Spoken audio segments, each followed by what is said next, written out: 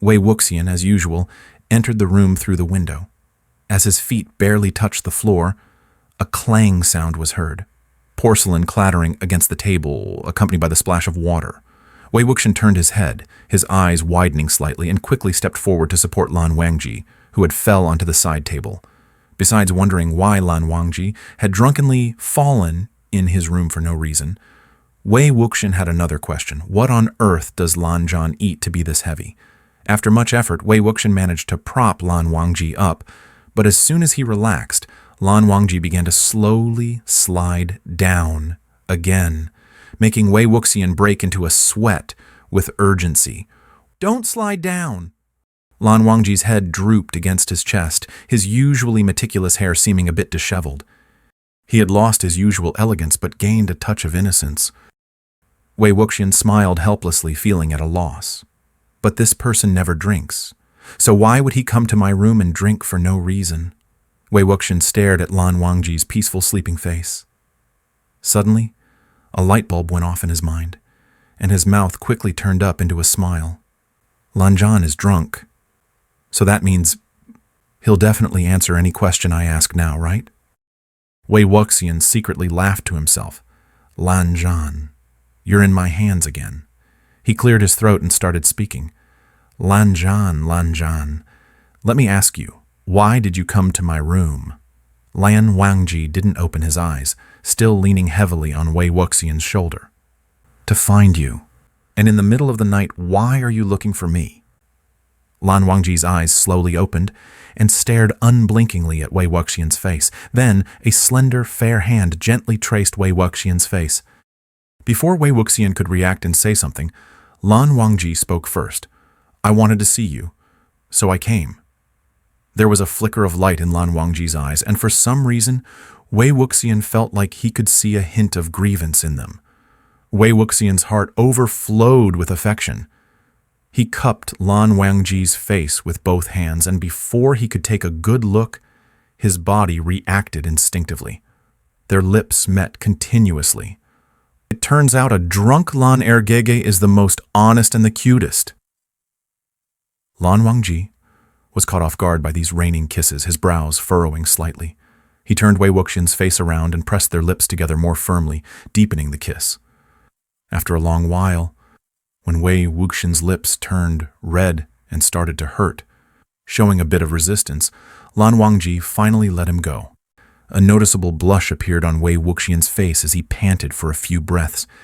He looked over at the tea, intending to get some water to drink. Just as his hand reached for the cup, Wei Wuxian suddenly realized that something seemed odd. Lan Zhan, if you wanted to see me, you could just wait for me. Why did you sneak a drink of Emperor's Smile? Lan Wangji's brows furrowed again, seemingly even more intoxicated from the deep kisses. His low, magnetic voice carried a hint of grievance. Thirsty? Thought it was water. Wei Wuxian then remembered that he had hidden the Emperor's Smile in the teapot. No wonder Lan Wangji had mistaken it. Half a day ago, Wei Wuxian and Lan Wangji had returned from a night hunt, dusty and weary. They originally expected to return to Yunshan that night, but because of Wei Wuxian's playful nature, they took much longer. By the time they reached the foot of the mountain, the curfew was in effect. Hence, they decided to stay in Kaiyi town and head back up the mountain the next day. After dinner, Wei Wuxian clamored for a drink but was immediately refused by Lan Wangji. The reason was that Wei Wuxian had been injured during the night hunt a couple of days ago and shouldn't drink too much. He had already drunk 2 jars that afternoon, so he couldn't drink more at night. Wei Wuxian said, all right. But in his heart, he had already planned how to sneak out later to buy some wine. After all, Emperor's Smile was much better than any other drink, and a day without it was unbearable. When night came, Wei Wuxian realized that it wasn't going to be easy. Lan Wangji stayed close to him, watching his every move. Trying to leave under these circumstances significantly increased the chances of getting caught. Wei Wuxian originally planned to sneak out when Lan Wangji went to fetch water. But before both of his feet had even crossed the windowsill, Lan Wangji grabbed him by the collar and pulled him back in. Left with no other option, Wei Wuxian cried out, I want to sleep in separate rooms with you." Wei Wuxian didn't expect Lan Wangji to actually agree. Lan Wangji then grabbed him by the collar and tossed him into a separate room. Sitting on the floor, dazed, Wei Wuxian realized Lan Wangji might truly be angry. The meaning was simple. As long as he admitted his mistake, he should go to the neighboring room. It was his own choice. Wei Wuxian decided to secretly pour some of the Emperor's smile, which he had saved in his universe bag that afternoon, into the teapot in his room. He thought he could drink a little before going over, hoping Lan Wangji wouldn't notice. He poured himself a cup of the wine and had just downed a small cup when a disturbance outside the window startled him awake.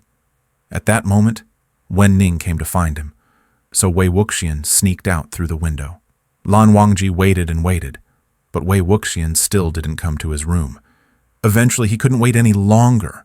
When he discovered that Wei Wuxian wasn't in his room, he thought Wei Wuxian had gone out to buy more wine. Frustrated, Lan Wangji didn't realize that the teacup he reached for was filled with wine instead of tea. When Wei Wuxian returned, this was the scene he saw. Wei Wuxian couldn't help but find it amusing. He picked up the teapot, which Lan Wangji had drunken more than half from, and poured himself a cup of wine, slowly savoring it. Not intoxicated, his mind became even clearer. He then remembered their first encounter and how he had used Emperor's smile as a bribe for Lan Wangji. Thinking about it now made Wei Wuxian both laugh and feel a dull ache in his heart. "Emperor's smile. I'll give you a jar. Can you pretend you didn't see me?" The moonlight back then seemed just as clear as it did now. He thought everything had changed, but now it seemed nothing had really changed at all.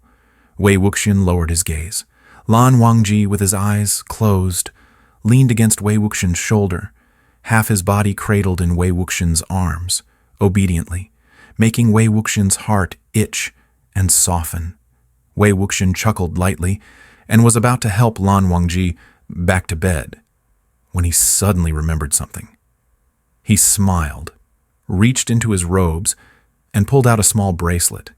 He held the bracelet tightly in his palm before gently covering Lan Wangji's hand with his own.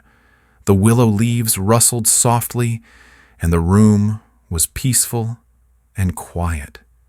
Sweet dreams, Lan Zhan. The next day, Lan Wangji opened his eyes right on time at the hour of Mao. In his sight were the white bed curtains and the ceiling. Lan Wangji rubbed his slightly aching head and looked around at the furnishings, only then realizing that he was lying in Wei Wuxian's room, which filled him with surprise. When he lifted his hand, he heard a delicate silver bell sound from his wrist.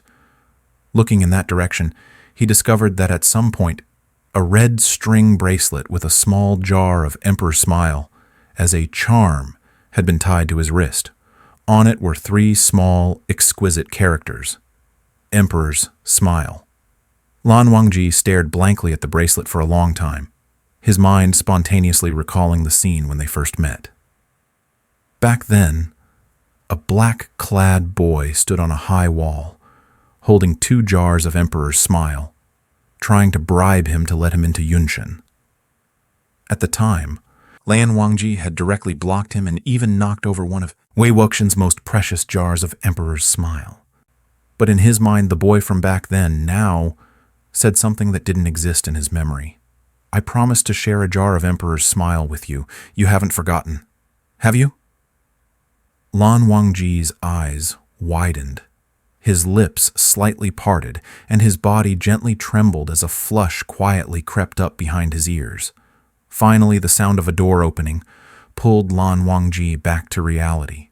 Half of Wei Wuxian's body peeked out from behind the door, and he blinked at Lan Wangji. "Lan Zhan, awake? What are you sitting there dumbfounded for? Let's go when you're ready." Lan Wangji was initially startled. Then he gently smiled and rose to his feet. "Let's go." The flowers in March were in full bloom, swaying cheerfully on the branches in the warm wind, eagerly stretching their forms in the spring breeze. Spring flowers were in full bloom, and the sunshine was just right. Where did this come from? I made it myself. Wei Wuxian walked slowly alongside Lan Wangji, his hands resting behind his neck, supporting his head. Such good times should not be wasted. I know you like it too, though your tolerance for alcohol is too low. Just think of this as something to remember by. Why are you laughing? Nothing.